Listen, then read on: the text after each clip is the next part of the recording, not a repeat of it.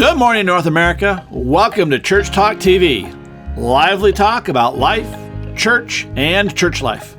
I'm your co-host, Dr. Bill Tenney-Britton, and I'm joined, as usual, by my co-host, Dr. Kris Tenney-Britton, and we're broadcasting from our studio in Columbia, Missouri, the heartland of America.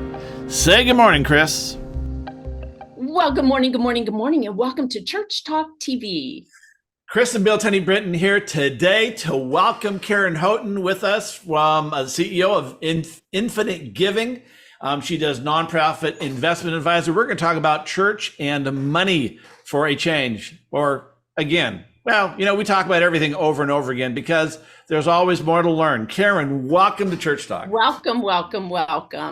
Thank you. Glad to be here.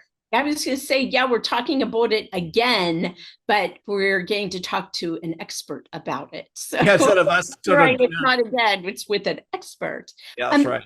Karen, I'm fascinated a bit with the name of your ministry. I want to call it the Infinite Giving. Where did you get that name?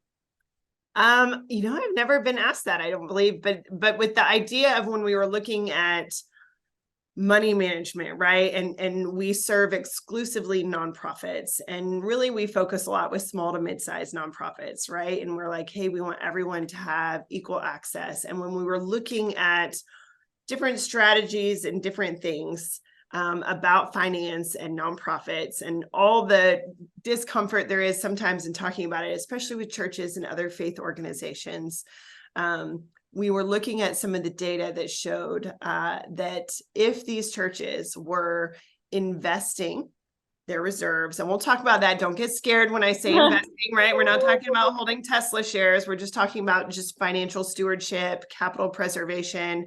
But if we were managing money rather than just focused on fundraising it, you had the ability to create a significant impact of creating money from money. Right. So just like our personal finances, there are differences when it's a nonprofit, but the idea of amplifying that giving. And so we estimate the small to mid-sized nonprofits could actually create an additional $1 billion each year simply by managing the funds they have differently. So the idea of infinite giving is the idea of, hey, we want to help you grow.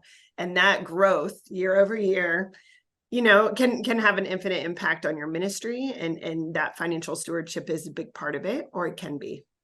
Wow. I love the concept. The name is great. And the concept of, and I get the investments, and there's a lot of fear over that. One of the things that really has come to the front of my mind fairly recently, about a year or two ago, I was rereading the parable of the talents.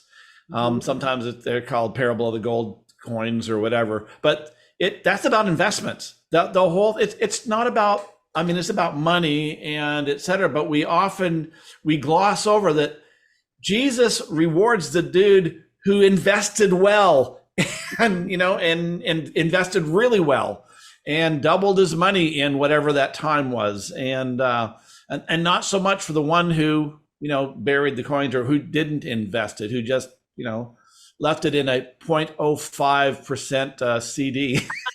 It is one of those things that we don't think about it. We think if we do something with the money other than sitting in the bank, it's scary and it's risky, right? And if we want today, we can kind of talk through what those means and where those feelings are coming from. But the reality is we talk about that a lot, right? When we're talking to churches and other faith organizations, you have this parable that's so clear. It's like, hey, the guy who buried the talents, that was not rewarded, right? And to your point, that equivalent is like, we talk to organizations all the time who are like, well, yeah, we have reserves, but they're in our checking, or they're in a really low yield savings account. And when you look at how you're going to define financial stewardship, I think the piece that we miss a lot is that those funds are often losing value because of inflation, right? And a lot of us felt that for the first time over these past couple of years, where they're like, oh, we did this big capital campaign, or we had this, or we were prepared for our reserves. And then all of a sudden, when they went to go build what they wanted to build or do the repair they needed to repair, they didn't have enough because it had not kept up with the buying power that that dollar had. And so I think the idea of stewardship is really looking at, yes, you need high liquidity, you want low risk, but what can you do with that that's really intentional and that allows you to strategically grow what God has already given you? And investment is a great way to do that. And again, it's biblical. And there's, Right. I think we miss that. Right. That and it's not just, it's okay to invest. There's an expectation that you are being a good steward, a good manager, a good investor of those funds that you've been entrusted. And Yeah. that just seems to blow people away that we talk about that, in AD 30, AD 40, AD 50, whatever got written down. But I mean, Jesus was saying it in AD 28, something like that. So I think banks sometimes bring people a false sense of security. Not right. I don't think all the banks are going to collapse. I think we're going to be just fine, right? But what we have seen for those who went through 2008, right? Banks failed this year. Banks fail. We had a lot of clients and churches and other folks who were impacted by the bank failures, right? And when you look at that, people are like, well, if it's in the bank, it's safe. And it's like, well, you have something called FDIC insurance, right? FDIC insurance is what covers your funds sitting in the bank if the bank fails, because sometimes they do. The catch is that FDIC insurance usually covers up to $250,000. Right? So anything over $250,000 is not covered. And so generally we're like, no, it's in the bank because it's safe, right? And it's not that I'm like sitting in a bank's not super high risk, right? But at the same time, if you're talking about stewardship too, we're just talking about, basic banking health too. It's like, okay. And it doesn't matter if it's in a checking or a savings or a CD or a money market. If that CD and those savings are in the same bank, they're still only covered to $250K up until you qualify for an FDIC sweep program, which usually requires millions of dollars. Right. So there's this big thing when they're like, oh, but it's in the bank. I'm like, well, you're losing the value of the dollar. You're not FDIC covered, right? There are things you can be doing, particularly now in this market, like treasuries, money market mutual funds. Like in this market, your reserves should be making at least 5% at a minimum, right? And those are all low risk, high liquid options. And it's a unique market timing, right? But I think the principles of money management always apply. So to all churches, it's like, watch how much cash you're keeping in that account. If you're not going to spend it in the next 6 to 12 months, you should be marking it, putting it aside, putting it with an advisor, right? And we can talk about avoid high advisory fees. There's a lot of things we can talk about there too, but diversifying your holdings and then putting your money to work is the easiest way to raise money. Because that's a lot of our focus is like, all right, we have to keep the lights on in the church. We have to bring programs. We need to pay our staff. Like you have expenses with a building, with payroll, right? And so you have to maintain all of these things. And then all it takes sometimes, which is why you want to have reserves, right? Is the idea of, oh, well, a big donor who usually gives us a check every year didn't this year in our congregation. Or you know what? We weren't planning to fix the HVAC for 5 more years, but we had to fix it this year. Where are those funds coming from? Are they clearly earmarked? Are they known as operational reserves, capital reserves? Do you have plans for those? And then where are you putting them? Are they covered? And are they growing? Those are the questions you want to ask yourself. When I think about it, Kris, I'll come back to you real quick. I've had this, one of the things I've found in most churches, probably in North America, but definitely the United States, is the average person sitting in the pew is completely ignorant about money. They don't understand high finance. They barely understand, just managing their 401k. And most of them don't manage their 401k. They just throw it in there and they hope that it's going to be okay. They don't understand the options. They don't understand how money works. They don't really understand the relationship between power and money, which is a whole different topic.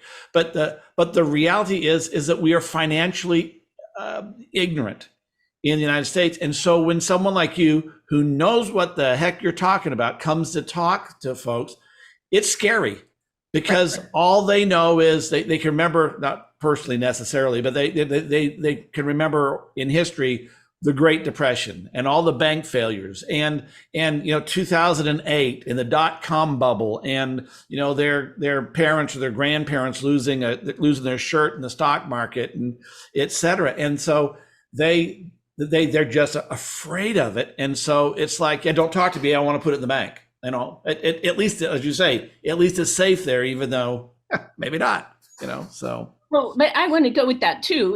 And that's say on the other end, you've got people who have no clue about the principles of saving, right? Or of stewardship. In many respects, I was well into my 20s. I'd been a church member for 7 years at that point, sitting in a class in college. I'm in college, yeah. And I went to college late, so I'm in my late 20s at that point. Had worked as a financial secretary in our church, and this woman was talking about CDs. I thought she was talking about CDs that play music and go into CD players, and she was talking about how poor people shouldn't buy CDs, and I'm like, well, some poor people, we don't even have CD players. Why would we buy CDs? And afterwards, my professor took me aside. She said, I don't think she was talking about music. She was talking about certificates of deposit. And I just looked at her and said, well, my point has been made. And yeah. And then, I was senior pastor in a large church in a very, very wealthy community. And it was the first time, now we're talking 20 years later, it was the first time I ever knew about people giving stock. We had a stockbroker that maneuvered with our stocks, right? Or worked with our stocks and the like. So, I think that for a lot of us, whether we are older, younger, have a lot of experience, not a lot of experience, that whole concept of what is stewardship, before we get into the minutia and those details, right, that we're trying to teach them. So how do we talk about financial stewardship and its meaning for a church? Yeah, I just want to point of a church. We often talk about stewardship of individuals, church. But right. What about stewardship for the organization, the church? Mm-hmm. It's a great question. I agree with both of you. Financial literacy is not something our society or communities has valued probably as much as we should have. I wish we teach more of it. A lot of what we do at Infinite Giving is education, right? We're talking about creating investment policy statements. We talk about, is endowment right? Is it not right? We talk about reserve funds, right? How much is enough? How much is too much? Like, what are the industry standards? And I think the best thing that most organizations can do, and clearly I'm a little biased, right? But the best thing that organizations can do is to find a partner, right? No conflict of interest. Don't call your brother's uncle's best friend, right? Of the elder board or whatever. Not that they're not talented, but you just avoid conflict of interest and you find a party, not only who is investment and financially savvy, but who deeply understands nonprofits, because to your point, it is different. Right. And I think a lot of education around that, and then somebody who has industry expertise, right? Like we literally only serve nonprofits. So understanding, like, pre-COVID, nice operational reserves was 3 to 6 months. That was industry standard. Post-COVID, that has moved to 6 to 12 months of operational expenses. Why? Because we felt it. For some of us for the first time, right? The idea of, well, we know having reserves, just like individually, we would have a savings account, right? What if something happened, you lost your job, what do you do? Same thing for churches, right? The idea of like, hey, we want to have a savings account, rainy day, reserves, whatever you want to call it. But it's 6 to 12 months of operational expenses, because it's like, what if something crazy like a pandemic happened and you couldn't, how do you pay your staff? How do you keep the lights on as you figure out all of this? Now, the difference between 6 to 12 months, that's a big variable. And I always say, hey, there's not a right or wrong answer. These are guidelines. And we can just tell you, hey, out of, hundreds of nonprofits all over the US, like, here are some standards about what we're operating with. And so when you get into stewardship, again, I just think it's about not just fundraising and right. All church leaders have so many different things to think about, but it is also making sure that we're very cognizant and intentional about managing the money that we've already been given, right? The talents, right? I always go back to that. And I love that you brought it up. It's the idea of, hey, we've been given this. How do we really steward it, right? Like, meaning what's responsible? And responsible is not burying it in the sand, right? And responsible is more like, okay, educate a little bit, learn.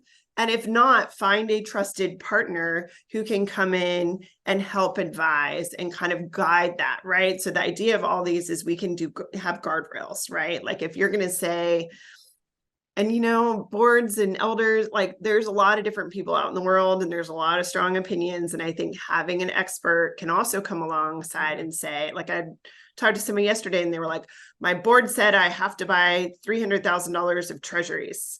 And I was like, okay, it's actually a good market for treasuries, but let's talk about, why are you thinking this? What is the intent of these? What is the liquidity? Like, is it earmarked? Are you going to spend it in 3 months, 12 months? Or, usually with reserves, you may not touch it for 5 years, or you may need it in 3 months. You don't know. And so we definitely have, strategies around like what we call cash reserves or capital reserves and campaigns versus, hey, we've now met these milestones and now maybe we do want a little more growth. What we call aggressive for nonprofits would be very moderate for an individual, right? Like anything that we're going to do has high liquidity, is highly diversified because and I know I'm using some basic language here, but the idea of like, hey, how do we have capital preservation? How do we make sure that we're maintaining and or potentially growing the funds that we have and that we're doing it in a way where there's not a conflict of interest, that we have made sure that we have a good, expert guide in this, that we're paying affordable fees.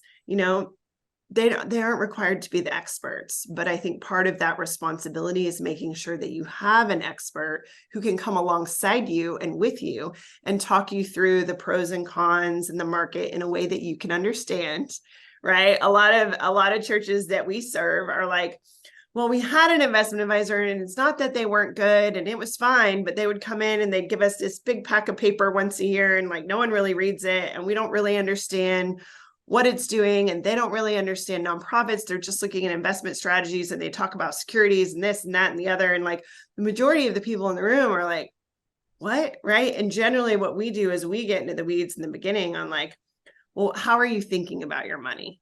Right? How are you defining this? What's the purpose for it? And often it's like one big lump sum. And we love to divide it out, right? Like we like to work with the treasurers and the bookkeepers and the CFOs to say, hey, let's divide this out. And then that way it's really clear to the board. It's really clear to the staff, like, hey, here's this money. Here's what it's earmarked for. And once we know that, then a good guide or a good investment advisor can then guide you to, hey, here's what most churches do, or here's what a lot of folks do. Here's ways to think about it. And here's our recommendations. And then we can guide them into those decisions. So it doesn't have to be scary. I know I'm going a little long-winded, but one other thing that y'all mentioned is the idea of emotion around money. It is so powerful. It is such a powerful thing. And we can't undo that, right? Like we will always have money, anyone who lived through COVID, even if most of us are in the market because you got a 401k or a 403b, right? Ideally you're retiring. And when COVID hit, we all were like, that, like, I would just tell people, don't look at it. Don't even look at it. It's not going to make you feel good. Don't take it out. Just you trust and you're patient. And I think it's always going to be a little scary, right? But I think the more data you have and the more factually based your decisions are, then it helps kind of make sure that you're not making emotional decisions about money. Right? I can remember in 2008, we Kris and I were pastors of a church in Seattle at the .com burst. And we had friends who were millionaires. We're not, but they were. And, good friends to have. they were, and wonderful people, but they were very invested in the stock market. And he went on emotions and he pulled everything out. He lost so much money because he was worried, he was afraid, he was just, and it was like, and the advisors were saying, leave it, don't, but there were those advisors who said bail, but they were the big names on the internet kind of people, but the most advisors were saying, just hang on, and it's going to be okay. But it was heartbreaking. And, I know there were churches that did the same type of thing, and it's that they lost so much money. And there is a need for good, level-headed people, advisors who really understand the bigger picture, instead of those who are. My grandfather used to say, I think of my grandmother, that a little bit of education is a dangerous thing. And if you're not an expert, and most of us aren't in finances, it's okay to have an opinion, but it's something else to decide that our opinion outweighs someone who knows what the heck they're doing. So go ahead. Well, I was going to just jump on that to say, one of these large churches I pastored, we had a high dollar analyst in our congregation. And so he was handling our money pieces. And to the extent I told him, I need you to help me explain this spreadsheet, because I had seen spreadsheets differently done, and he was working with it in a whole different way. And basically he just kind of patted me on the head and said, you don't need to worry about it. And I'm like, oh, okay. Well, when he goes away, what's going to happen? The church, they're lost. And we watch that over and over and over again in different congregations, I'm sure nonprofits. A lot of it, having that expert come in, provides consistent oversight. There's no conflict of interest. Like, often I hear they're like, oh, well, this one guy is doing it for us, but he left the church. Or we have two guys who want to do it and they have differing opinions, right? Or it's like, well, he did it and he's been in the congregation for 30 years and he's on the board, but we've underperformed for the last 6 years and we don't know how to have a conversation. Yes, that is a problem. Right. And I'm like, do you have terms? Do you have, there's a lot of different ways to look at that, which, with elders, it doesn't always work that way. So every church is different. Yeah. But I think it's important to think about separating those emotions from that. But there's also different strategies, right? And honestly, if you're going to talk to 10 different financial advisors, they all may have varying opinions, right? So you just kind of have to take that. And that's where when people talk to me, I'm like, do they work closely with nonprofits? Do they understand the church community and donor money? Right. And people are like, oh, yeah, like this literally happened the other day. They're like, I absolutely understand nonprofits. And then I just dug a little bit underneath. He did not know. Right. And so it's one of those things that we think we know, right? Even as advisors, it's like, no, we know. But I'm like, how many investment policy statements have you written? How many board meetings have you sat through listening and kind of understanding and looking at their books? And so, a good rule of thumb is when the market tanks, you do not pull your money out. It's so hard. It's so emotional. But when you look at the data, right, all of the data, decades and decades of data, when you look at the market, now we're talking the greater market, right? We're not necessarily talking about, more fixed income, but if you're looking at securities like the S&P 500, right, which for those of you who don't know, it's like, that's a good benchmark that a lot of people just look at. That when you see those charts, they look like this. Well, I don't know how I'm mirrored, right? But they go up, right? That average annual return of the S&P 500 is generally around 8%. Now, when you look at that up, it's not just pretty, it is like this. And so when you're talking, for us, even when you're talking about strategies and they're like, hey, we've got our reserved, we've got our treasuries or our mutual funds and things like that for high liquidity, low risk. Maybe we want to take on a little risk. All endowments are usually more growth, right? And you're looking at that. That's where any good investment advisor is going to ask you about your time horizons, your risk tolerance, and your financial goals. And the time horizon is really important, because if you're like, great, I may need it in 5 months, but I may not need it in 2 years, I'm not going to put you in securities, right? Because when you're looking at stocks like that in S&P 500, it absolutely goes up and down. But when you have 10 years and you're targeting those average annual returns, right, over the last 10 years, then you're like, okay, well, you can ride out. That's why endowments last, right? They can ride out the ups and downs, but they're targeting higher growth. The majority of people listening to this and watching are like, great, that's not me, right? And that's okay. That's not everybody, but that doesn't mean you don't want to be in treasuries or mutual funds who have a much more, it's like the higher yields you're going to target, the more risk you take on. And then some people are like, well, that's why I'm not a bank person or a market person. And I'm like, great, put your money under a mattress. What if your house catches fire? What if you have a burglar? Like, there's always a little bit of risk with money. No investment advisor can ever tell you there's zero risk.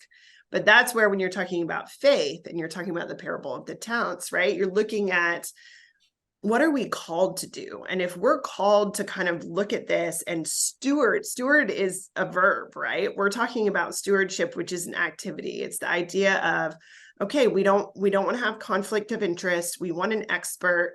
And then ideally that expert would talk you through, kind of what your options are and looking at your risk tolerance. I actually was talking to a church board, I guess it was last month now.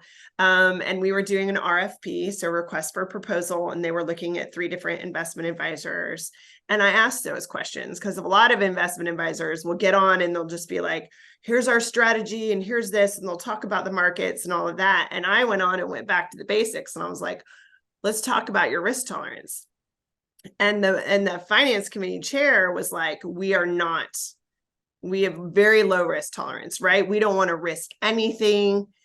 And then there was another person on the board that was like, this is ridiculous. We should be targeting, the last advisor said that we could get at least 14 or 15% average annual returns. And so right there, you had a huge variable where they had very low risk, right? And so a good advisor can also help you work through these dynamics, right? And then somebody else who was like, he was a younger guy, really bold, and he was like, we should have this, right? And I was like, okay, in order to target, I don't know how they did it, but in order to target like a 15% average annual return, you're going to have to take on a lot of risk, right? And then they're like, no. And I'm like, okay, well, if you don't want to take on a lot of risk, then you need to start targeting like an average 5% annual return, right? So it's all these little barometers that I think you work through as an organization that an advisor can kind of guide to make sure, I'm not going to put you in 100% Tesla shares, right? And there's different investment strategies in that. Like an investment advisor, like Infinite Giving has a fiduciary responsibility, meaning that we have to hold your interests above our own, right? Or we get all of our registration taken, like that's a big deal. So that fiduciary responsibility, whereas analysts, brokers, a lot of really brilliant people in the space, they don't have that fiduciary responsibility. They're analyzing the market. They're doing these things. They're doing day trades. They're making commission off trades. None of that's wrong, but it's 2 very different strategies. And so churches need to make sure that whoever your expert isn't thinking with this way. They're thinking low risk, diversification, understanding nonprofits. Sure. So Karen, we have like 4 minutes, and okay. I want to put a shout out and say, folks, can you see how passionate she is about all of this? But I want to ask you one last question. What is something innovative that we should be trying? We being the church. We being the church. Yeah. Not just us. Yeah, I think one of the most underutilized ways of growing their giving at a church is by asking for stock gifts, cryptocurrency gifts, wow, and advised fund grants. Wow. So not enough churches do that. And that's where a lot of high capacity giving comes from. That's where a lot of tax efficiency and savings for the donor come from. And you got to have an investment advisor typically to help guide that and liquidate it. And kind of, you have to have a brokerage account, but again, a right partner can help you do that. But big gifts, it's helpful for the donors and it's helpful for the organization. Wow. Thank you so much. Oh my goodness, folks. Again, I want to just point out her passion and her knowledge, and you can't do better, really. I worked as a denominational minister for, I've worked as a denominational minister for well over a decade.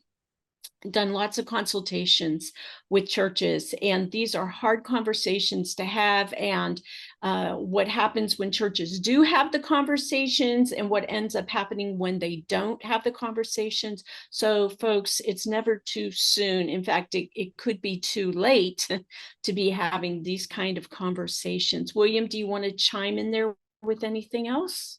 Just that to let you know that watchers know, viewers know that Karen's information is there in the description, so you can get a hold of her, connect with her, and we'll throw it up on the screen as well before we check out. So Karen, has been incredibly an honor to have you here, and a lot of fun.